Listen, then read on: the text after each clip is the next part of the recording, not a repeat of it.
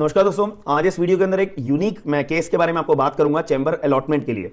इस केस के अंदर आपको समझना पड़ेगा, सुप्रीम कोर्ट ने एक क्लियर तौर पे ऑर्डर जारी करा है। यहां पर क्या हुआ था कि एक पर्सन थे एडवोकेट, जिन्होंने अपनी प्रैक्टिसिंग एडवोकेट अपनी 30 सालों तक अपनी सर्विसेज दे रहे थे as an advocate. Supreme court के जो हमारे चैम्बर्स होते हैं पर्टिकुलर कॉम्प्लेक्स के अंदर, वहां पे वो अपनी सर्विसेज दे रहे थे।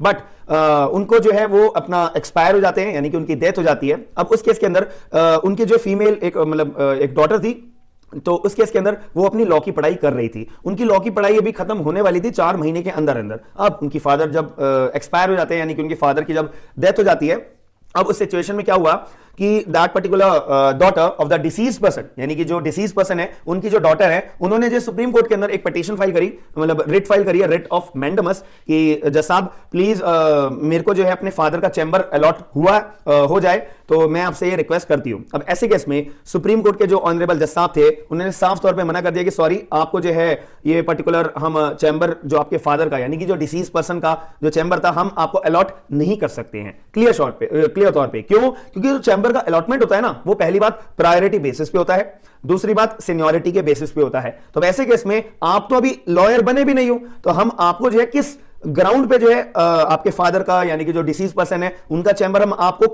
किस ग्राउंड पे अलॉट करें? आप तो एक लॉयर भी नहीं हो, एडवोकेट तो दूर की बात है। वैसे केस में यहां पर जो पर्टिकुलर डॉटर थी of the disease person, in short हमारे केस में जो पेटिशनर थी, उन्होंने आर्गुमेंट के तौर पे बताया कि जज साहब मेरी जो लॉ की पढ़ाई है वो 4 महीने के अंदर अंदर पूरी होने वाली है। अब इस केस के अंदर जो सुप्रीम कोर्ट के जज साहब थे, उनकी जो बेंच थी, honourable justice M.R. Shah and C.T. Ravishankar साहब, जो ये पर्टिकुलर पेटिशन को, यानी कि रिट ऑफ मैंडमस को सुन रहे थे। अब इस केस के अंदर यहां पे उन्होंने क्लियर तौर पे भाई मना कर दिया कि भाई हम तो कोई भी आपको जो है चैम्बर अलॉट नहीं कर सकते। हालांकि जो पेटिशनर थे, उन्होंने सुप्रीम कोर्ट के जो जज साहब थे, उनसे टाइम भी मांगा कि भैया कुछ टाइम के लिए केस को एडजर्न कर दीजिए, ताकि मेरे को थोड़ा सा और टाइम मिल जाए, थोड़ा सा मैं और फैक्ट्स को, ग्राउंड्स आपके सामने पेश कर सकूं कि क्यों मुझे जो है मेरे फादर का जो डिसीज पर्सन है, उनका चैम्बर मुझे अलॉटमेंट क्यों होना चाहिए। सीधी सी बात है। अब इस केस के अंदर जो है जो डॉटर थी, यानी कि जो वकील साहब थे, उनके जो डॉटर थी, उन्होंने पर्टिकुलर एक रूल भी लेके आई है, एज रेफर करा था, as per rule 7B of allotment of chambers lawyers chamber rules. इस रूल नंबर 7B है, सीधे तौर पे आप लोगों को बहुत अच्छे से पता होगा। इस रूल के अंदर साफ लिखा हुआ है कि अगर कोई भी डॉटर है, अगर कोई भी सन है, अगर कोई भी स्पाउस है किसी भी डिसीज लॉयर का, तो उसको जो है वो पर्टिकुलर जो चैम्बर है, उसके बेटे को या बेटी को या स्पाउस को अलॉट होगा ही होगा।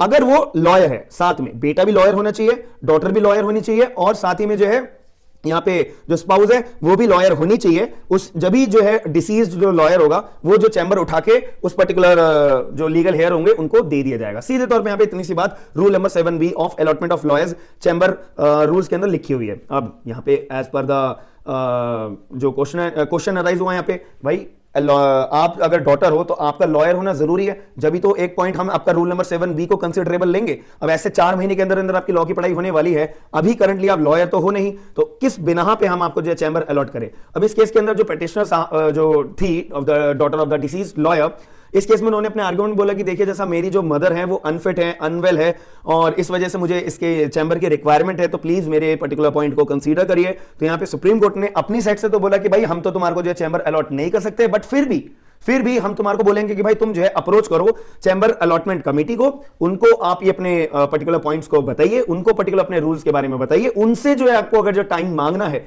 आप उनसे ये टाइम मांगिए। हमारी साइड से भाई ये क्लियर है।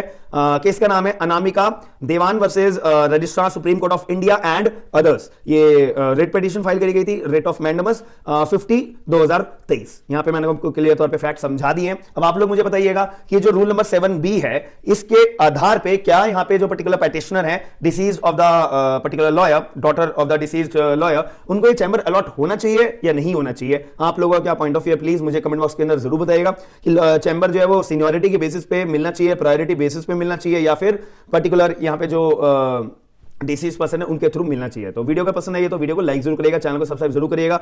आपका क्या point of view comment box के अंदर जरूर बताना, वीडियो को शेयर जरूर करना। हम मिलते हैं नेक्स्ट वीडियो के अंदर। थैंक यू, धन्यवाद।